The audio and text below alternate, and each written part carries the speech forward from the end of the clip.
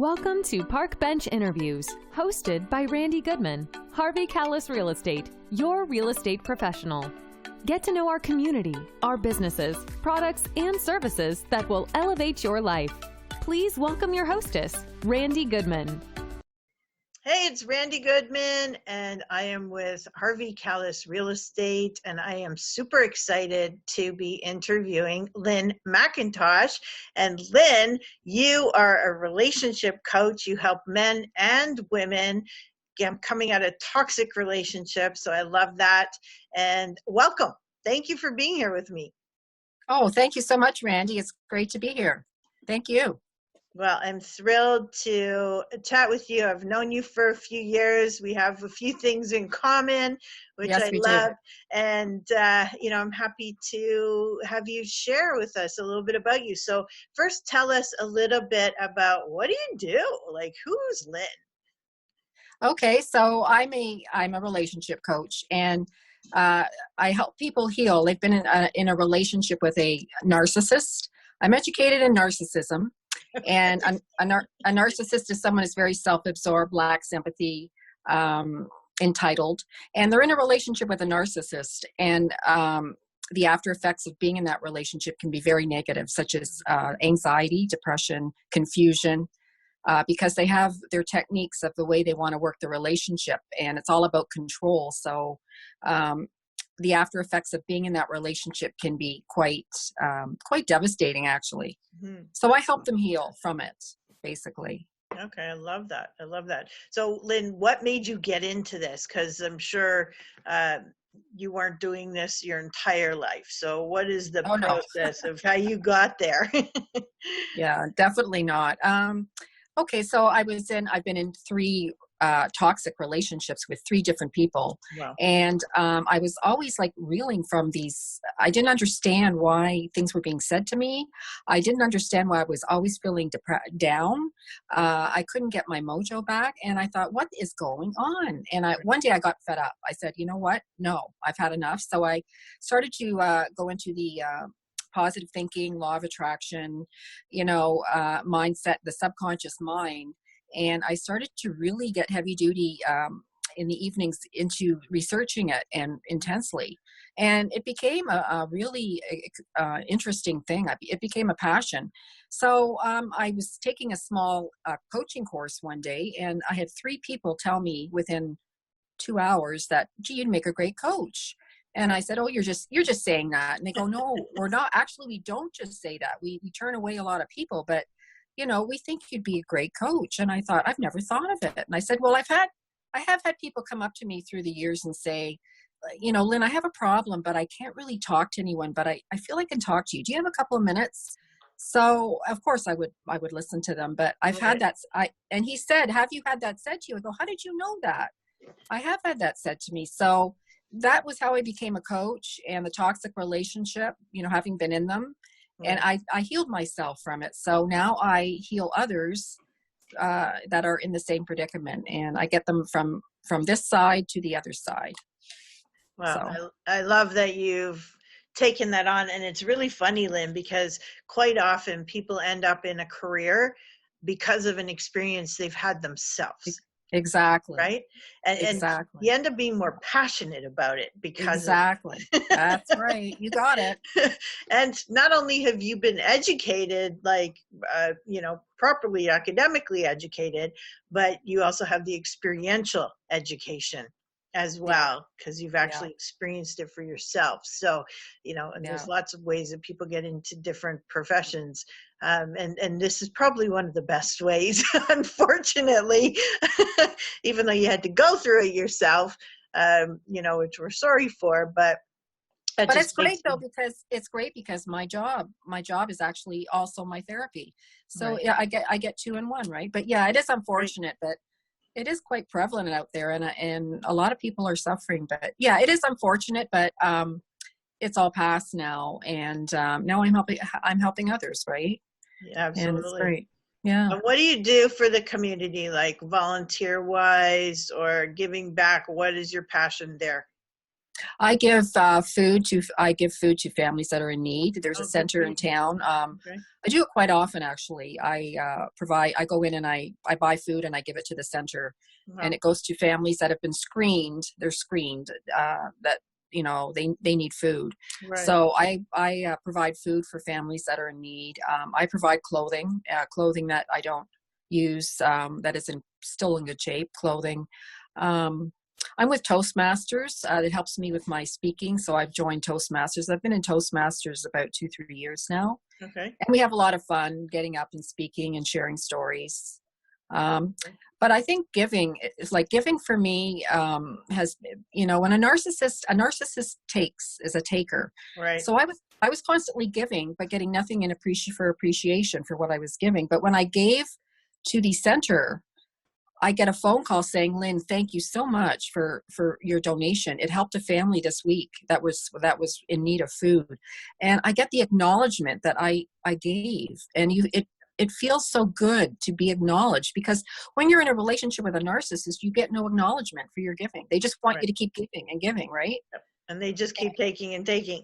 Yeah. It's like they suck you dry. They just suck the life out of you. So giving for me is so, when you're giving to people that are in need, and it feels so good, right? Yeah. Well, that's what I call mental income. That's my mental income. That's your mental income. Exactly. Yeah. When I'm giving, and it just makes me feel so good to see someone else benefit or connect or whatever it is. I just get this wonderful feeling, and it just makes me feel good that, I call it mental income. Because it is mental income. Doesn't put food on the table, but it makes you feel good. Yeah, it's just a good feeling, to know that you help someone, right?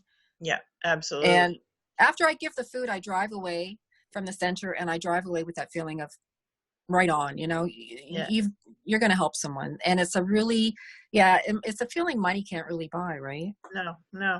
And and you're changing people's lives. And the other part of it is, you may never even know. You may never even know. You just walk away knowing that you did, right? Even with no reward and no acknowledgement other than, the thank you from the organization that's going to serve the food. But yeah, it's a wonderful feeling to give back. And if you guys out there haven't done anything yet, I suggest that you do, because it is a absolutely wonderful feeling. But back to you, Lynn, though. We want to know more about you. So how do you help these people? First of all, how do you even find the people to help?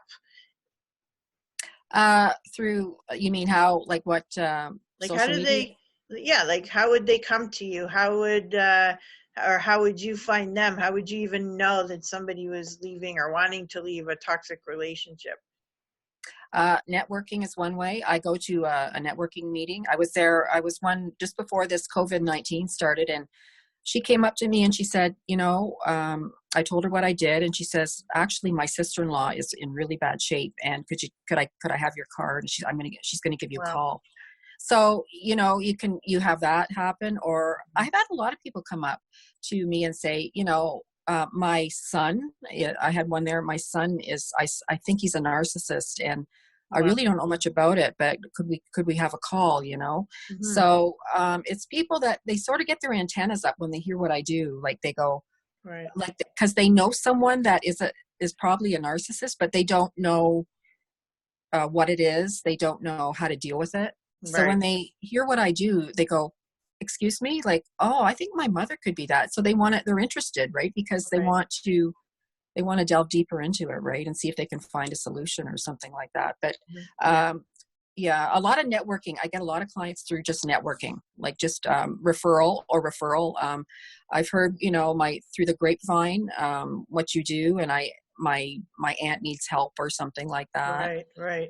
It's just, one day I had 3 calls all at once, and then it can be quite, So Facebook, I have a webinar. And now I'm doing some LinkedIn connections too. Okay. So, And, a lot of people don't want to talk about it. It's something that they don't know or they don't know who to talk about it to, right? So Lynn, with the people that you help, so I know you're helping the people that are getting out of the toxic relationship, but do you also help the narcissist? I'll be up front here. A narcissist you can't help. Through what I've learned through other professionals, like psychologists, like psychotherapists, Okay. you can't help a narcissist. It's a personality disorder, and a narcissist won't change. And a lot of times when a narcissist and his spouse or partner goes to therapy, it fails because the narcissist ends up defending his actions, because a narcissist can't look inside himself. A narcissist can't say, wow, I did something wrong. I'm going to fix that inside me. I'm going to be a better person. They don't do that because they don't have the capability to do that. So they don't change, and they're wounded people, and they keep on hurting. They keep on doing that, right? So can they, but is there help for them, even though you might not be the person to work with those people? Is there hope for them? Is there help for there might be, but there might be help for them, but it's like anything, they have to want to help themselves, right? There might be help for them, but they have to want to help themselves. Yeah. And if someone doesn't, you know that, Randy, if someone doesn't want to help themselves, then nothing's really going to happen, right? Yeah. And a lot of them think there's nothing wrong with them. A lot of them think that they're the cat's meow, and there's nothing wrong with me. It's you. It's you that's got the problem. I don't have any problems. Like, I'm fine. Right. So they deny that they have a problem. Denial. They project their problems onto you. So they don't want to take responsibility for what they do. So they probably don't have a lot of people that like them, right? Yeah, well, they some of them might think they have people that like them, or right. they think they're the grandiose and they're the cat's meow, but in reality, probably not. If you go around demeaning someone or criticizing them all the time, or thinking you're better, you think you're better than they are, you know it all, you know everything when you really don't. Right. Do you want to be around someone like that, right? It's very draining. No, definitely not. Yeah. But anyway, I know, kind of going off topic, but I would hope that there might be someone out there that could help them, and I'm sure we'll get comments on this.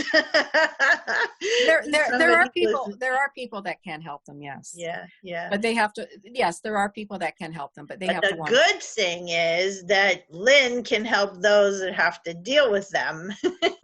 Yeah. And help you live a very happy and fulfilled life, and so that you can go on and not feel all those crappy feelings that a narcissist would make you feel. So, I love that you're focused on that. And that's a good niche.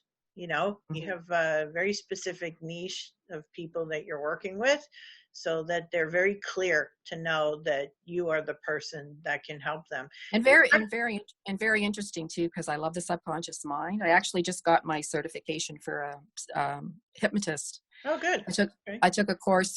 We took, so our teacher delved right into the subconscious mind, and how our mind can, if we want to be depressed during this period of COVID, we'll be depressed. If we decide we're going to stay positive, stay happy, stay focused, we will be. It's what we determine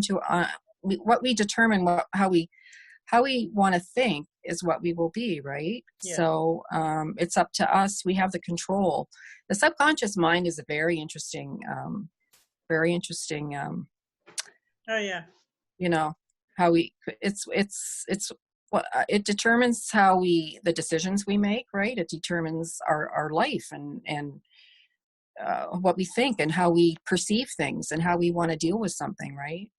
Absolutely. Like with a narcissist, you can live in fear, or you say, no, I know this is wrong, and I'm going to either get away from this person, or I'm going to heal, or I'm not going to take this. Like it's because you know with a narcissist, something's not quite right in the relationship. There's something a little off. You can't quite pinpoint it, but you know that there's something wrong, right? So, yeah. So what are the different ways that you work with people? The different methods I use for healing, you mean? No, like different programs or what you offer. Like how can people work with you? I have a 3-month program. It's each month has 4 modules, and it takes you from, it's called Toxic to Terrific. So it takes you from, telling your story, letting out what's inside.